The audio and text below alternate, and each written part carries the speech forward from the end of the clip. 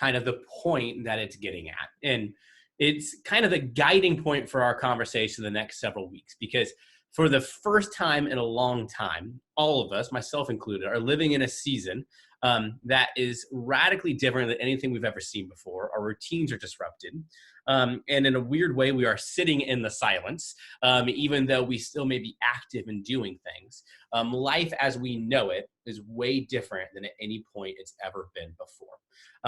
And so spiritual disciplines, the idea of practicing the way of Jesus, now is a perfect time for us to practice these spiritual disciplines, because we have a different rhythm. We have a different amount of time and space in our life than we have at pretty much any time ever before in our life. We're literally, we can't go outside. We can't do different things. We're not seeing as many people. We're not going to school.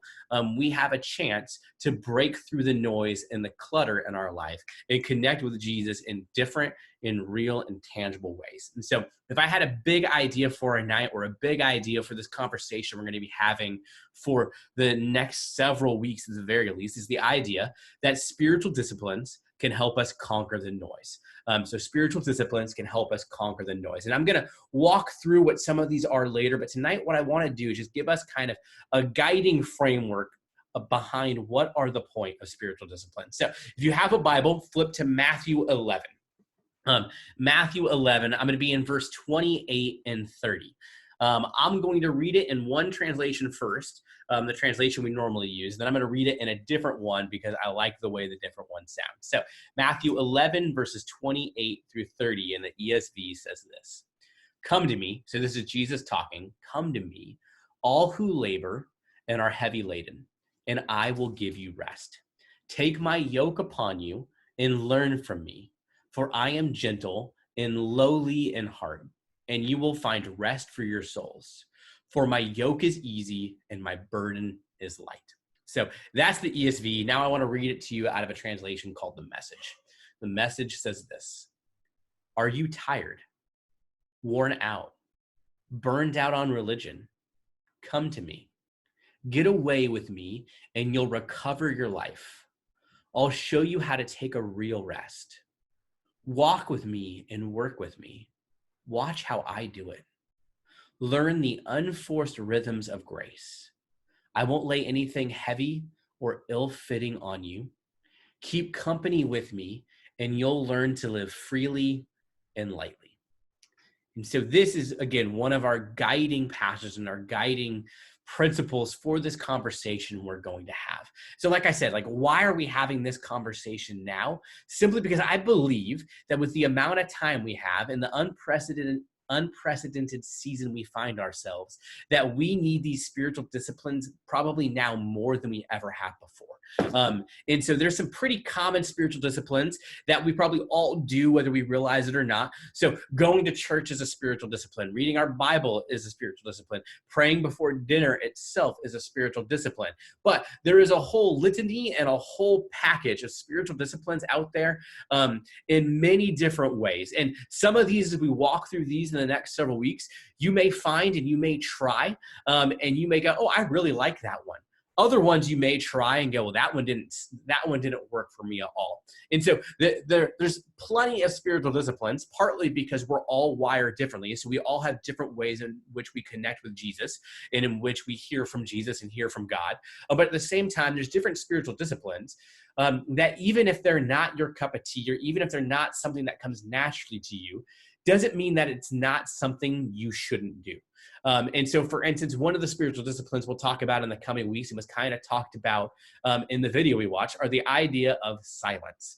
I am a flaming extrovert who is a verbal processor, who would much rather be around people and go, rather than sit in silence and sit alone in my thoughts. Just because silence doesn't come naturally to me, just because sitting in the quiet and turning off the noise around me and slowing myself down, just because that doesn't come naturally or easy to me, or the fact that I don't enjoy it, doesn't mean that silence isn't something I should do. In fact, because of the fact I'm not good at it, don't do it naturally, don't like it, etc., probably means silence is one of those things I need to do more than I actually do. Too often in my own life, I come to silence and sit and be still only when life hits the fan or when I get forced into slowing down, kind of like a season like this. And what I've learned as I've gotten older is I have to practice silence and intentionally build those times into my life to just kind of sit and be still before life gets hard and life gets messy. But that is something that 18-year-old Jonathan did not know, or 15-year-old Jonathan did not know, but is now only something as I've grown into adulthood that I've learned to appreciate the power of different things that don't come easy or come naturally to me. So my argument for us in this season is this is the chance for us to practice something we don't normally do or haven't normally done to encounter and grow with Jesus in new ways. And what I love about this is they say that a habit takes about 3 weeks to develop. Well, chances are this season, we've already been in it for about 3 weeks or so, and we're going to be in it for at least another 3 weeks or so. So you have plenty of time to develop some sort of habit and interact with Jesus in a brand new way. And so when I say practicing the way of Jesus, the big point behind all this is we want to practice these disciplines so we can be better followers of Jesus and grow closer to Jesus. So if you were here in the fall, we spent the entire fall walking through the Sermon on the Mount. I'm just going to read the Beatitudes for us again because the Beatitudes are kind of what it looks like to practice the way of Jesus. So if you have a Bible, flip to Matthew 5, verse 3, and we're going to be in Matthew 5, 3 through 12. So Matthew 5, verse 3, the Beatitudes say this: Blessed are the poor in spirit, for theirs is the kingdom of heaven. Blessed are those who mourn, for they shall be comforted. Blessed are the meek, for they shall inherit the earth. Blessed are those who hunger and thirst for righteousness, for they shall be satisfied. Blessed are the merciful, for they shall receive mercy. Blessed are the pure in heart, for they shall see God. Blessed are the peacemakers, for they shall be called sons or daughters of God. Blessed are those who are persecuted for righteousness' sake, for theirs is the kingdom of heaven. Blessed are you when others revile you and persecute you and utter all kinds of evil against you falsely on my account. Rejoice and be glad, for your reward is great in heaven. For so they persecuted the prophets who were before you. And that's the Beatitudes. That's kind of just the Cliff Notes, big picture idea of what it looks like to be a follower of Jesus, of what it means to practice the way of Jesus. And so spiritual disciplines help us break through the noise, conquer the noise, and get to the place where we can be better followers of Jesus and walk more fully into what Jesus has called them. And so why exactly do we do spiritual disciplines and practice spiritual disciplines? The beautiful part of life with Jesus and being a disciple of Jesus, disciple simply means somebody who is a follower of a teacher. In this case, Jesus is our teacher. We're following the footsteps of Jesus. Back in the day, in the New Testament and Acts, we were called Christians for the first time because the people in the first century didn't have any better way to name this new movement happening in the world than simply little Christ. And so Christian simply meant little Christ. So that the people in the first century world of Rome were people who were acting as a little Christ in the world and acting like Jesus in the world because that's what Jesus taught them to do.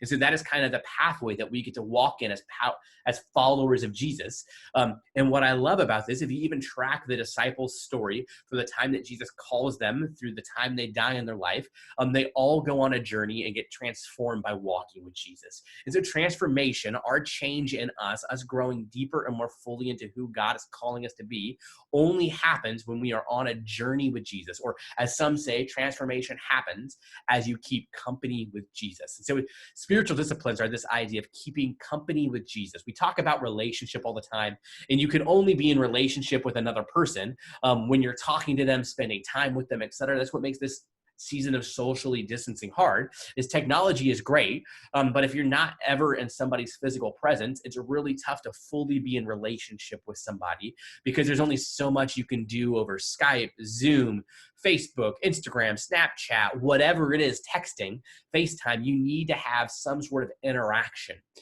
with a person because that's part of a relationship and keeping company with. And at the same time, we all have parts of ourselves, like I mentioned, like I don't slow down a lot. My flaming extrovert, et cetera, makes it where I get kind of pig-headed and stubborn. And so like I have deep insecurity about myself that I'm never going to be good enough. Like that's one of the things I'm constantly wrestling with. And what I've learned in my 33 years and my 20 plus years of following Jesus is that willpower and discipline alone can never fix those insecurities as part of my soul, my sin, my brokenness, whatever it might be. That the only thing that can fix those parts of my soul, of my life, is by walking with Jesus and pulling Jesus into that story. And so spiritual practices, spiritual disciplines don't give us spiritual brownie points. They don't give you more jewels in your crown in heaven, if you've ever heard that phrase before. And they're not about helping us work the system to get a passing grade or whatever it might be. They simply put us in a place where we begin to notice God and respond to his word, his voice to us. So in another way, spiritual disciplines give the Holy Spirit the space to kind of brood over our souls and work in our life and stir something new inside of us. And so these spiritual disciplines are intentional ways we open space in our lives to worship God and grow in communion and relationship with God more fully. And so we're going to talk more in the next several weeks about what these practices are. Probably each night we'll just take a look at one or a couple of these practices and spend some time kind of walking through them and setting you up for that week that you can practice those on your own throughout that week. But what I want to know, and I'm going to unmute you all for this question, and it's perfectly okay. Whatever answer you give us as a group is perfectly okay. It's a safe place. But what I want us to do is there's all kinds of different rhythms in life that you can have for just how you keep yourself, how you walk, how you eat, how you exercise, in the same way for following Jesus. We all have different rhythms and spiritual disciplines that we may already be practicing. So my question for you, and this isn't a guilting question, I am asking you, what is your rhythm? What is your day-to-day or week-to-week like rhythm with interacting with Jesus and practicing any type of spiritual discipline? What is your rhythm with Jesus right now? If you don't have one, that's perfectly okay. If you have one, I'd love for the group to hear it. And there is no right or wrong answer to this. So you should all know. So feel free to unmute yourself and share.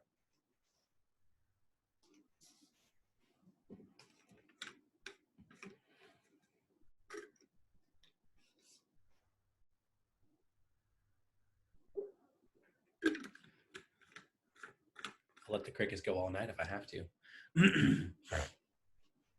So I know for me right now, I don't do a great job at the end of the day because I'm exhausted.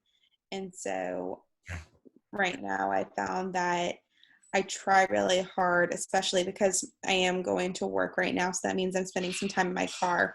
I try every morning on my drive to work to turn on some worship music or something. You know, I don't really listen to that many podcasts, but like maybe a podcast, but something that can just help kind of tune my brain in to Jesus before I start my day. Because right now I know myself, by the time the day is done, I'm so checked out. And so I think for me, it's kind of learning where I'm probably going to be the most tuned in during the day.